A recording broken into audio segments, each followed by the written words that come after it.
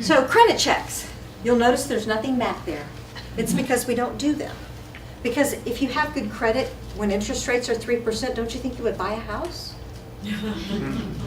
We do use credit checks because I think they're beneficial, and we have releases signed when we sign up our tenants and they do their application. Because when someone forgets to pay us, Ohio is a very landlord-friendly state, so we're allowed to garnish wages. We're allowed to sweep their bank accounts. And a credit check, you know, when someone moves, they always then go rent their refrigerator at Rent-A-Center or their washer and dryer, and they have a credit check which tells us where they work and where they live. Then we can serve them and we can take their money. That is our money, right? It's a sport. It's very fun. But you know, credit checks we don't find to be very beneficial today because people either have great credit or not. And it's really not a good indicator. It's a good way to find people when you're looking for them, but it's really not a good way to test whether they're going to be a good tenant or not. Lots of people disagree with that, but the other thing to know is there's a whole list of rules that if you do credit checks that you have to follow as part of your checking of the tenant and letting them know you're not running to them because they didn't have an adequate income. So that's the second reason that we don't do it, because we don't want to open ourselves up to that liability. What else do we do? You know, we get a photo ID. I learned to do that when I saw my tenant Josh in the newspaper, but his name wasn't Josh in the newspaper. You know, he had told me and given me his complete, I've learned hard lessons.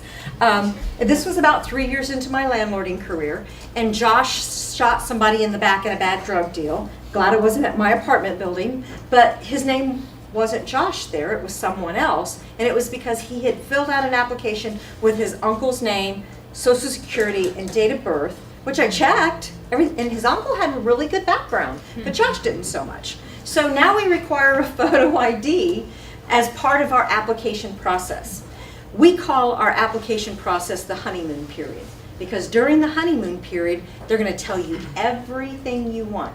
If you ask for a copy of our lease, I'll send it to you, but we ask 100 extra questions. You know, who's your doctor? Who's your next of kin? Who's your emergency contact? Now, most of you think their emergency contact is if the house burns down, right? We find that if it's mom or dad and they haven't paid their rent, that's an emergency. And Tabby calls mom or dad and says, hey, we got an emergency here. Junior's going to be out on the street if he doesn't pay his rent. And you know, mom and dad drag him in, get him to pay their rent. We also use that in the future if they forget to pay the rent and we've evicted them. So we gather a lot of information during that beginning process just in case they fail. And that's what the honeymoon does, is you prepare for failure. Again, making sure that we get your money at the end of the day, because that's protecting your asset. That's protecting your income. We talk to the current landlord, which you kind of have to have LiDAR when you talk to the current landlord, because sometimes they're going to tell you the truth, sometimes they're not. If they're the best tenant they've ever had, they might not want to lose them, so they might not be honest.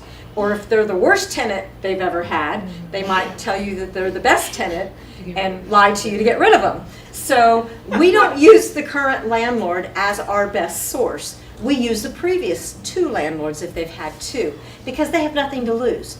Tenant doesn't live in their house. If they trashed it, they're going to tell us. If they were excellent tenants, they're going to tell us. So that's just some of the tricks that we use to make sure we get the right people in the property. We ask them for copies of their pay stubs, and we make them give us a series of pay stubs because we want them to show us they've been there more than 2 weeks and they didn't get their bonus this week, and that's not their normal income. So these are things, you know, when you think about what protecting your asset is, it's also protecting your income.